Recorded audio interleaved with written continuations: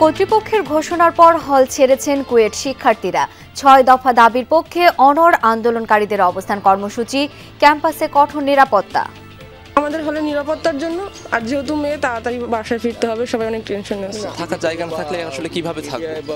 যদি হলটা খোলা থাকতো তাহলে বাড়ি যাওয়ার প্রশ্ন হয়তো এখন আসতো না। হুট করে ডিসিশনটা আসলে আমাদের জন্য প্রভাব ফেলতেছে অনেক বেশি, পড়ালেখার ক্ষেত্রে সব দিক দিয়ে। মহাসড়কে রাতের যাত্রায় ডাকাত আতঙ্ক, জানমালের নিরাপত্তা নিয়ে চিন্তিত যাত্রীরা। লুটপাটে জড়িত কয়েকজনকে গ্রেপ্তারের দাবি পুলিশের। বাগেরহাটে আওয়ামী লীগ নেতার খালে বাঁধ দিয়ে ১৫ বছরের দখলদারি, ৫ আগস্টের পর প্রভাবশালীদের সাথে ঘের ভাগাভাগি। ভাগ্য বদলায় না প্রকৃত কৃষকের। এই খালগুলো যদি উন্মুক্ত থাকতো তাহলে এই এলাকার মানুষ ধানের চাষ করে এই সমস্ত জায়গায় ধানে পরিপূর্ণ থাকতো, মাছও ভালো পাইতো। এলাকার পানি ঠিকভাবে নামতে পারে না, তারপরে আমরা মনে করেন খাল বিলে জাল খাইতে পারি না। দল ক্ষমতা আসলে এটাই হচ্ছে, যে দল আসছে সেই দলই ভোগ করছে। সংযোগ সড়ক না থাকায় পিরোজপুরে কাজে আসছে না ৬ কোটির নাওটানা পাকুড়িয়া সেতুটি। দুর্ভোগে দুই পারে ৩০,০০০ মানুষ। আমরা এখান দিয়ে আমাদের যোগাযোগ ব্যবস্থার খুব সমস্যা হয়। বৃষ্টির সিজনে আমরা চলাচল করতে পারি না, এটা পিছলা হয়ে যায়। দুই পারে কোনো মাটি ভরা নাই, কোনো সংযোগ নাই রাস্তার সাথে। আমাদের বয়স্ক লোক, তারপরে বাচ্চা কাচ্চা স্কুল আছে সংলগ্নে, তাদের যেতে অনেক সমস্যা।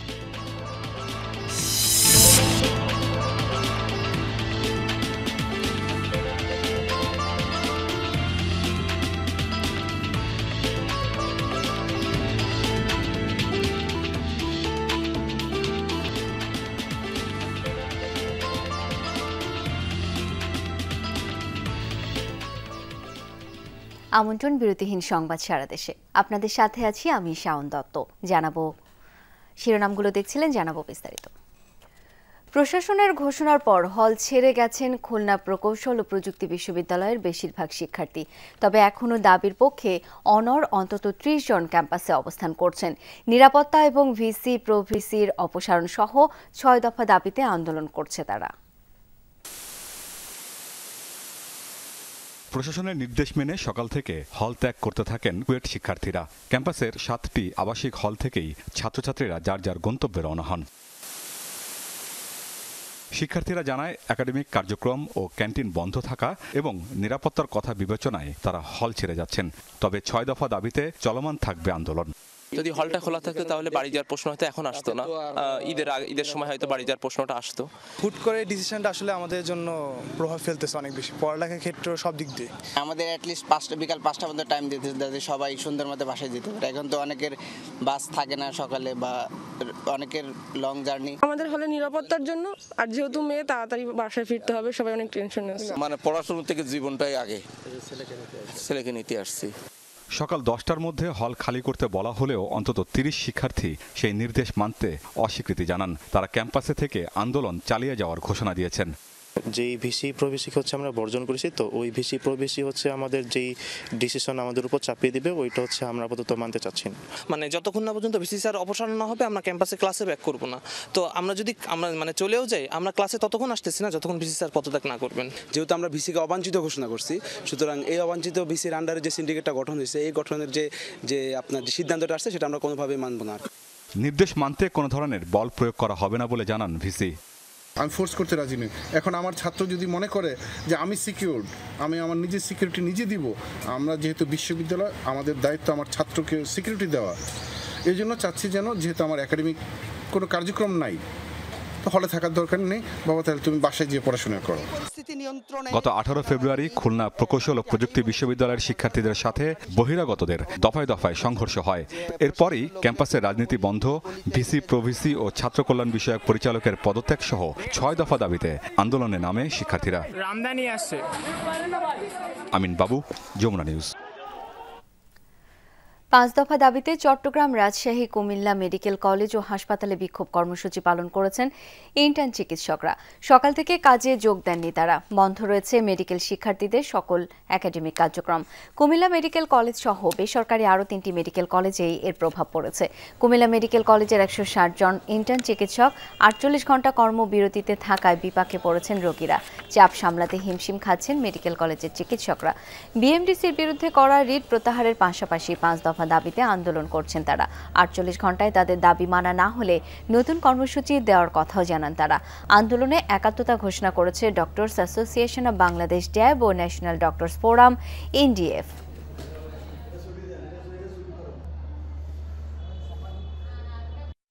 আমরা রোগী ইমার্জেন্সি পা ভেঙে গেছে, হুন্ডা অ্যাক্সিডেন্ট করছে, ফ্যান দিন এতবার পুরো আমার বাড়ি, আমার ফুফুরে নিয়ে আসছি আমি। এখন পর্যন্ত তারা কোনো তথারীতি করতেছে না। রিটের যে শুনানি ছিল সেটা হচ্ছে আবার পিছিয়ে, অর্থাৎ সেটার রায়টা হচ্ছে 12ই মার্চ নেওয়া হয়েছে। মহামান্য আদালত চাইলে এই মামলাটা কালকে নিষ্পত্তি করে দিতে পারতো, অথবা রায়ের ডেটটা একটু আগায় দিতে পারতো, যেটা আমাদের জন্য সুবিধা হতো, আমাদেরকে রাস্তায় থাকা লাগতো না। ইন্টার্ন চিকিৎসকদের বিক্ষোভ কর্মসূচি সম্পর্কে আরও জানবো সহকর্মী খোকন চৌধুরীর কাছ থেকে। খোকন, আলটিমেটামের পর প্রশাসন কি বলছে, রোগীদের ভোগান্তি কতটা দেখলেন, জানাবেন বিস্তারিত। শাওন, আসলে এই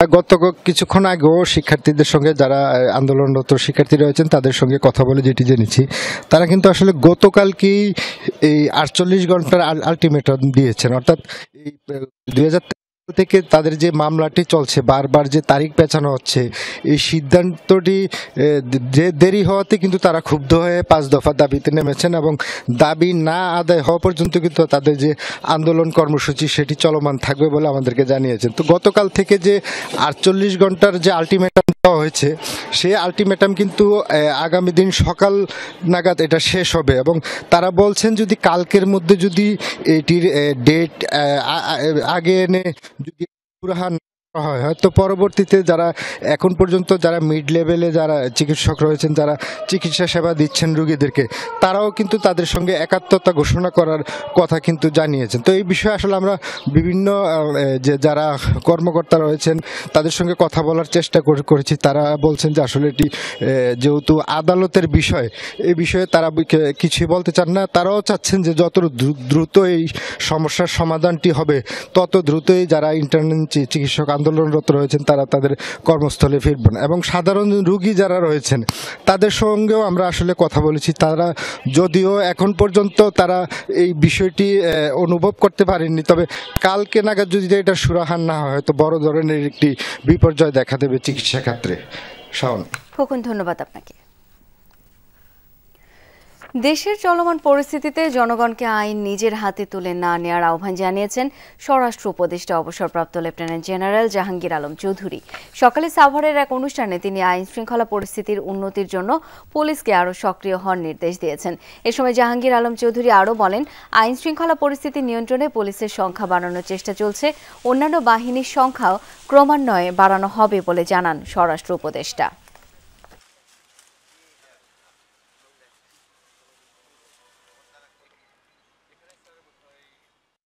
জনগণকে বলবো যে আইন আপনারা নিজের হাতে তুলে নেবেন না, আর পুলিশকে বলবো তারা আরো বেশি অ্যাক্টিভেট হওয়ার জন্য। কিছুদিনের মধ্যে শুধু পুলিশটা, অন্যান্য আইন শৃঙ্খলা বাহিনীর জনসংখ্যা আমরা বাড়াবো।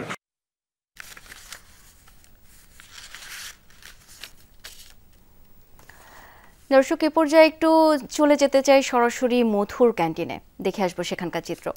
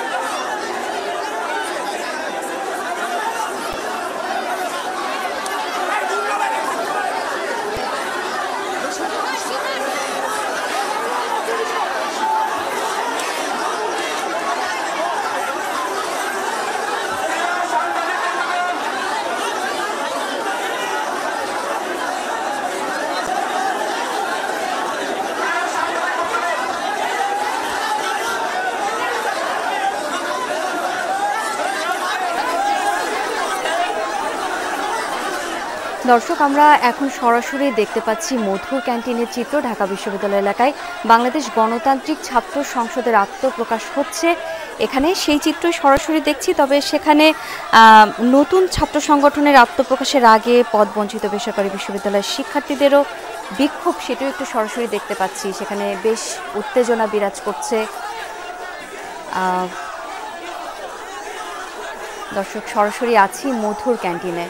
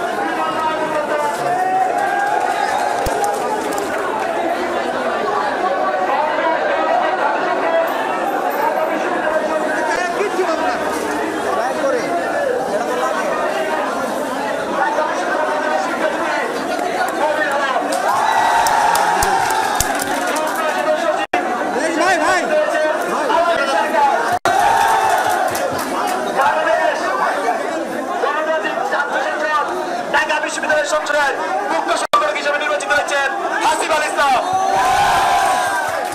বাংলাদেশ গণতান্ত্রিক ছাত্র সংসদ ঢাকা বিশ্ববিদ্যালয় সংসদের মুখপাত্র হিসেবে নির্বাচিত হয়েছেন রাফিয়া রেহনুমা রিনি।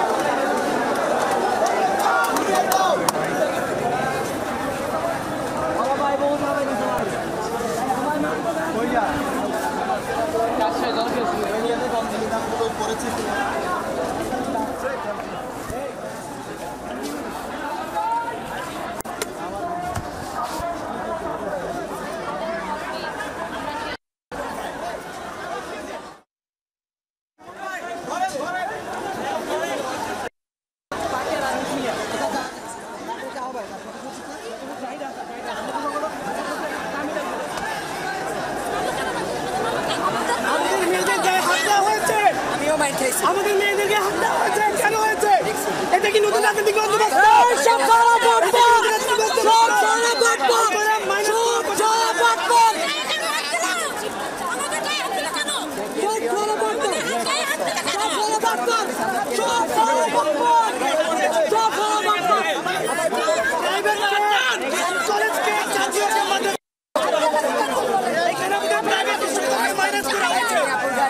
আমাদের শরীরে হত্যা হয়েছে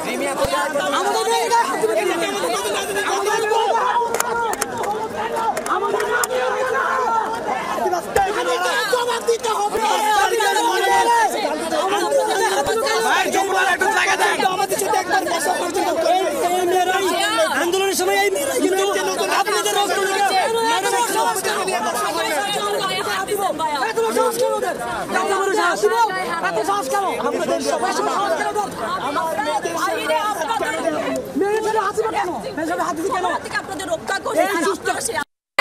বদলের মূল হাতিয়ার হচ্ছে প্রাইভেট দাবি নতুন করে নতুন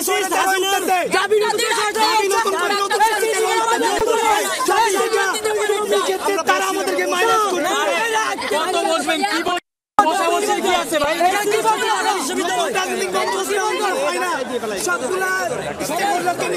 তারপর করতে হবে সবাই নতুন দিতে হবে।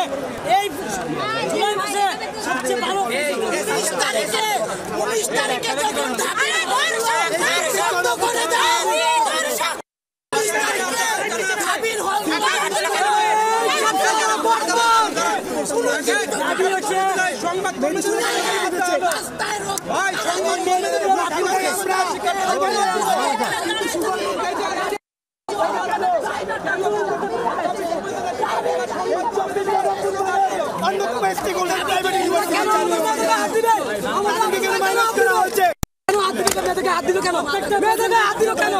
যখন নতুন করে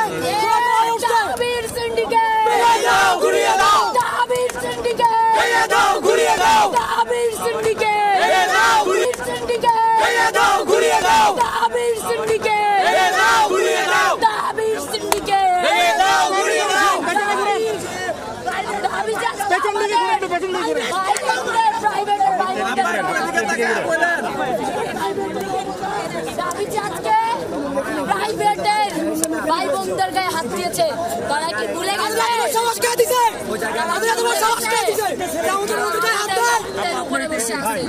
আমাদের সাথে বসেছে ভিক্ষা করতে।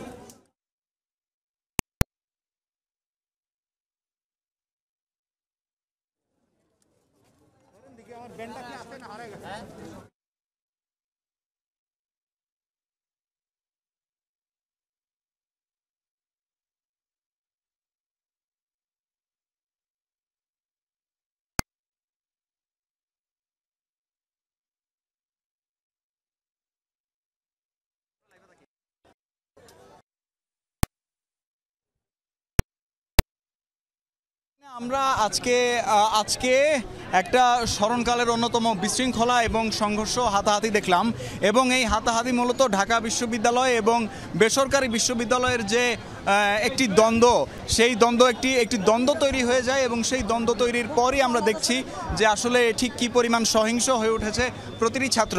আজকে মূলত একটি গণতান্ত্রিক ছাত্র সংসদ নামে একটি ছাত্র সংগঠনের আত্মপ্রকাশ করার কথা ছিল, এবং সেই অনুযায়ী সংবাদ সম্মেলন হওয়ার কথা ছিল, কিন্তু সংবাদ সম্মেলন হলেও এটি ভয়ঙ্কর রকম একটি বিশৃঙ্খল পরিস্থিতির দিকে মোড় নেয়, এবং সেভাবেই আস্তে আস্তে চলতে থাকে। এবং আমরা আসলে এখানে যারা ছিলেন তাদের সাথেও কথা বলার চেষ্টা করব এবং জানতে চাইব, এবং এই যে তাদের যে সংঘর্ষ, মনোমালিন্য, যে তাদের যে মতবিরোধ, সেটি নিয়েও কিন্তু আমরা দেখছি, এবং সেই অনুযায়ী আমরা আসলে সেই সর্বশেষ যে পরিস্থিতি সেটা আসলে দেখানোর চেষ্টা করছি। ঢাকায় নিয়ে আসেন, এইখানেই বিচার হবে মিডিয়ার সামনে। সে যা ব্যবহার করছে মিডিয়ার সামনে, যেহেতু করছে মিডিয়ার সামনে এটা বিচার হইতে হবে। না ভাই, কোনো মিডিয়াতে কোনো বক্তব্য দিব না, ডাকেন, ফুটেজ দিচ্ছি আপনাকে। আসুন, সাইডে আসুন।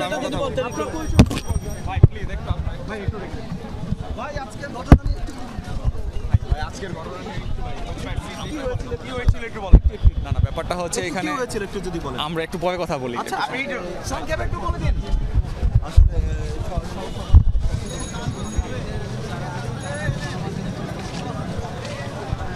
দর্শক, আমরা এই মুহূর্তে এই মধু ক্যান্টিনের বাইরেই আছি, কিন্তু ঠিক মধুর ক্যান্টিনের ভিতর এবং বাইরে দুই জায়গাতেই কিছুক্ষণ আগেও নারকীয় অবস্থা তৈরি হয়েছিল এবং আমরা দেখতে পাচ্ছি যে এখনও আসলে কয়েকটি পক্ষের মধ্যে আসলে এ ধরনের মতবিরোধ চলছে, মতদ্বৈততা চলছে এবং সবাই মিলে আসলে এক ধরনের একটি বিশৃঙ্খল অবস্থা দাঁড়িয়েছে এবং আমরা দেখতে পাচ্ছি যে আসলে বেশ কয়েকটি পক্ষ এখানে হয়ে গেছে এবং তারা মূলত এই যে একটু আগের হয়ে যাওয়া যে হট্টগোল, যে বিশৃঙ্খলা এবং যে হাতাহাতি এবং সে হাতাহাতির বিষয়টি নিয়েই কিন্তু তারা মূলত আলোচনা করছেন এবং যে কতগুলো আক্রান্ত পক্ষ আছে তারা সকলেই কিন্তু আসলে এখানে উপস্থিত। আমরা আরেকটু সামনে যাব, কলা ভবনের সামনে আমরা একটি জটলা দেখতে পাচ্ছি এবং আমরা দেখতে পাচ্ছি যে আসলে এই সংবাদ সম্মেলনটি শুরু হওয়ার আগে থেকেই বিভিন্ন জায়গায় বিভিন্ন জটলা এবং এক এক জায়গায় এক একজন তারা গণমাধ্যমের সাথে কথা বলছিল এবং গণমাধ্যমের সাথে কথা বলার ক্ষেত্রেও আসলে একটি বিশৃঙ্খল অবস্থা, কারণ সবাই আসলে একসাথে এক জায়গাতে তারা যেতে পারেনি এবং সেই অনুযায়ী আমরা দেখতে পাচ্ছি যে আসলে কি পরিমাণ বিশৃঙ্খল। এবার আমরা আরেকজনের কথা শোনার চেষ্টা করব। ঢাকা হয়েছে সমৃদ্ধ বেসরকারি বিশ্ববিদ্যালয় থেকে মাত্র 20টা আসন বরাদ্দ আছে, মাত্র 20টা আসন বরাদ্দের মতন কি আপনাদের দাবি কয়টা? আমাদের দাবি হচ্ছে ঢাকা বিশ্ববিদ্যালয়ের সাথে সাথে সবার সাথে বসুক, সবার সাথে বসে সবার বৈষম্য যাতে না হয় ওইভাবেই তো বসতে হবে। স্টেক হোল্ডার ছিল জুলাই গণ অভ্যুত্থানে, সবাই এখানে মতামতের ভিত্তিতে তারপর তারা কমিটি গঠন করা হোক। তারা তো বলছে যে সবার সাথে বসে একটা নেগোসিয়েশন করা হয়েছে, ওইটা প্রাইভেট বিশ্ববিদ্যালয় মানে না, 20টা আসন মানে না। আপনি জুলাই গণ অভ্যুত্থানে দেখেন প্রাইভেট বিশ্ববিদ্যালয় থেকে কতজন শহীদ হয়েছে, ঢাকা বিশ্ববিদ্যালয় থেকে কতজন শহীদ হয়েছে। এখন তো কমিটি ঘোষণা হয়ে গেল, এখন আপনারা কি করবেন? এই কমিটি আমরা মানি না, মানবো না, সবার সাথে বসতে হবে। এই যে আমাদের উপরে যে এখন অন্যায় করা হয়েছে, প্রাইভেট বিশ্ববিদ্যালয়ের মেয়েদের উপর গায়ে হাত তোলা হয়েছে সবার সামনে, তাদের উস্কানিমূলক ভাবে ওদের গায়ে হাত তোলা হয়েছে। ঢাকা বিশ্ববিদ্যালয়ের ছাত্ররা প্রাইভেট বিশ্ববিদ্যালয়ের মেয়েদের উপরে গায়ে হাত তোলার আগে তাদের বুক কি একটুও কাঁপে নাই? তারা যখন 17 জুলাই ঢাকা বিশ্ববিদ্যালয় বন্ধ করে দেওয়া হয়েছিল, যখন তারা গাট্টি গুস্কা নিয়ে বাড়িতে চলে গেছিল, এই মেয়েরাই আমরাই রাজপথে নেমেছি তাদের জন্য। তাদের রক্তে আমরা কিন্তু আমাদের চোখে পানি আসছিল। তাদের এটা সবসময় চিন্তা করা উচিত যে আমরা কাদের গায়ে হাত তুলতেছি, আমরা কাদের সাথে বৈষম্য করতেছি। তারা একবারও স্বীকার করতেছে না জুলাই গণ অভ্যুত্থানের মেইন স্টেক হোল্ডার কারা ছিল। আচ্ছা, আপনারা শুধু আমাদেরকে প্রশ্ন করছেন, ওদেরকে প্রশ্ন করতে পারেন না? শুধু আমাদেরকে প্রশ্ন করছেন কেন? আপনারা ওদেরকে প্রশ্ন করতে পারতেছেন না?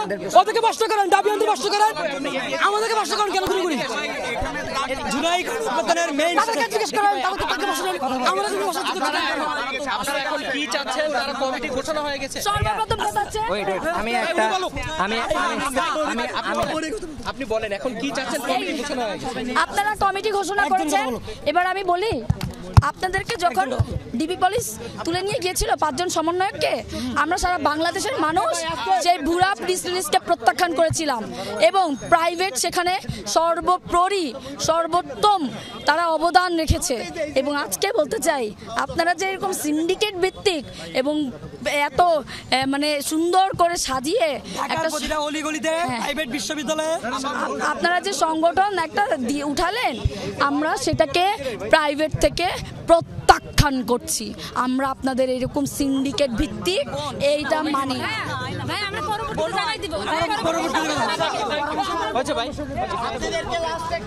দর্শক, আমরা দেখলাম যে আসলে এই মুহূর্তে প্রাইভেট ইউনিভার্সিটির যারা রয়েছে তাদের সাথে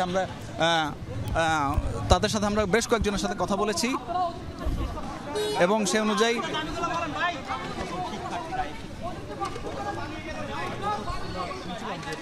আমরা এই মুহূর্তে বর্তমান অবস্থা পর্যবেক্ষণ করছি। সেই অনুযায়ী আমরা আসলে দেখতে চাই যে আসলে ঠিক কি ঘটেছে এবং আমরা দেখছি যে এখানে শুধুমাত্র যে প্রাইভেট ইউনিভার্সিটির যারা রয়েছেন তাদেরকে আমরা দেখতে পাচ্ছি এবং সেই অনুযায়ী এবং তাদের পক্ষ থেকে একটি অভিযোগ আসছে যে আসলে আসলে তাদের পক্ষে যে ঠিক কি পরিমাণ তাদেরকে লাঞ্ছনা শিকার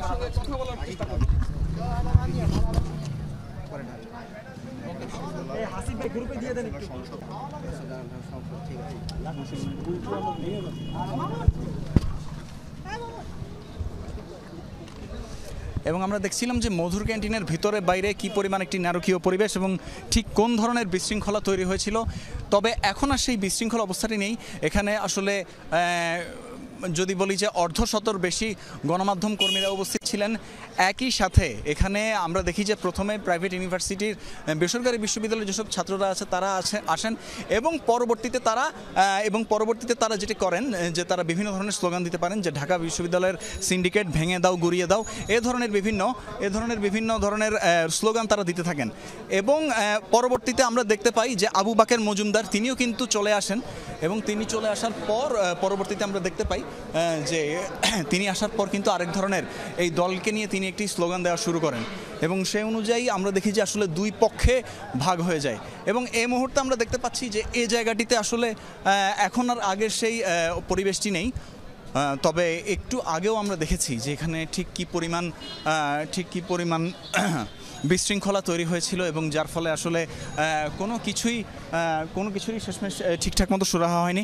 আজকের এই সংবাদ সম্মেলনটি হওয়ার কথা ছিল দুপুর 3টায়, কিন্তু সেটি তো আসলে সময় মতো শুরু হয়নি। তার বদলে আমরা দেখতে পাই যে সেটি আসলে অনেক বেশি দেরি করে ছাড়া হয় এবং প্রাইভেট এবং যারা বেসরকারি বিশ্ববিদ্যালয়ের শিক্ষার্থীরা রয়েছেন তাদের মধ্যে বিশেষ করে নারী শিক্ষার্থীরা তারা লাঞ্ছনার অভিযোগটি তুলেছেন এবং বলেছেন যে তাদের উপর আসলে কিন্তু এভাবেই লাঞ্ছনা করা হয় এবং ঢাকা বিশ্ববিদ্যালয়ের ছাত্ররা তাদের গায়ে হাত তোলে, সেটিও কিন্তু তারা দাবি করেন এবং সেই দাবি এবং সেই